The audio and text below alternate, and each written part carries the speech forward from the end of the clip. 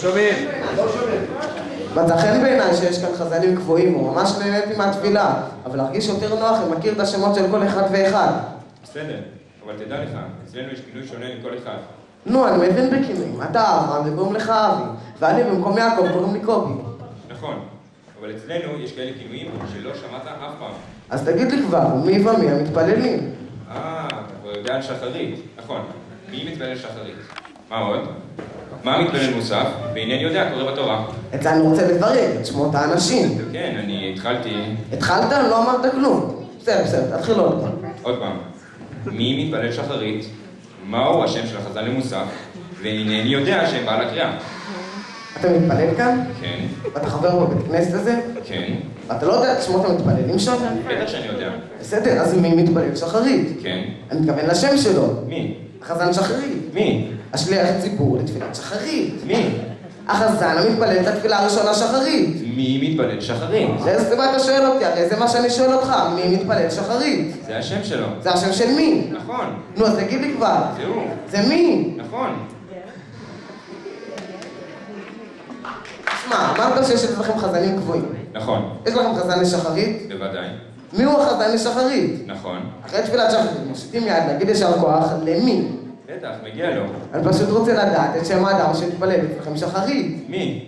האיש שמביא את התורה לבימה בסוף שחרית. בדיוק. מי מביא את הספר תורה לבימה? כל פעם. לפעמים הילד שלו עוקב אחריו. הילד של מי? כן, מה הבעיה? הוא ילד קטן, אבל הוא לא מפריע לאף אחד. תשמע, אני רק רוצה לדעת מהו השם של החזן לשחרית. לא. מהו השם של החזן למוסף? אני לא שואל מי מתפלל מוסף.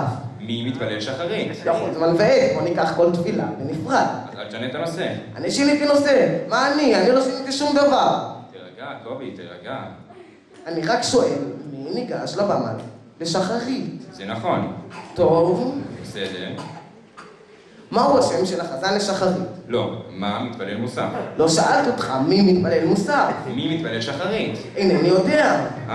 כן. הוא הקורא בתורה. אבל לא מדברים עליו עכשיו. בוא נחזור לבעל שחרית שלנו. רגע. איך הגעתי לבעל הקריאה? הרי הזכרת את שמו. אם אני הזכרתי את שמו, מי אמרתי קורא בתורה? לא.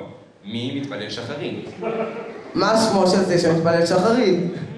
מה שמו של החזן למוסף? אינני יודע. הוא קורא בתורה. הנה, כך הגעתי לבעל הקריאה עוד פעם. בואו נתמקד על קריאת התורה ובזה בלבד. בסדר. מה אתה רוצה לדעת? מי קורא בתורה?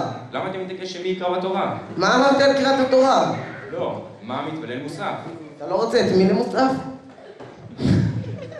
לא. מי מתפלל שחרית? אינני יודע. הקורא בתורה? תשמע, יש לך על קביעת הצדקה? כן. יש לו שם? כן. למה? רק חשבתי שאשאל אותך. אז רק חשבתי שאגיד לך. אז תגיד לי מי הוא הגבאי הצדקה. מי מתפלל שחרית? אני רוצה לדעת מה השם של גבאי הצדקה. לא. מה השם של החזן למוסף? אני לא שואל מי מתפלל מוסף. לא. מי מתפלל שחרית? אינני יודע. הקורא בתורה. השם גבאי הצדקה. למה? סתם. לא, הוא ראש הוועד. כמו לא של עולם. זה הרי השם שלו. תקשיב. יש לך גבאי לתפילה? בטח. ושמו? מחר. אתה לא רוצה להגיד לי היום? אני אומר לך. בסדר, נו. מחר. באיזה שעה? באיזה שעה מה? באיזה שעה מחר? תגיד מי הוא הגבאי. תקשיבי. מי אינו הגבאי?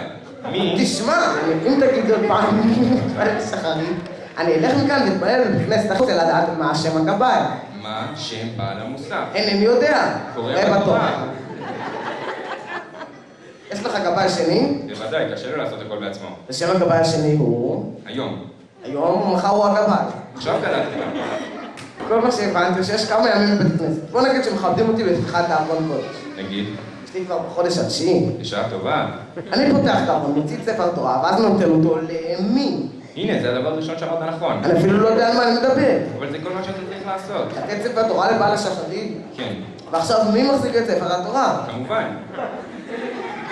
תשמע, אם אני מעביר את ספר התורה לחזן שחרית, אז צריך להיות אצל מישהו. עכשיו, מי מחזיק בספר התורה? כמובן. מי? כמובן. כמובן? כמובן. אז אני מוציא את ספר התורה ונותן את התורה לכמובן? לא, אתה לא. אתה נותן את זה למי? כמובן. זה שונה.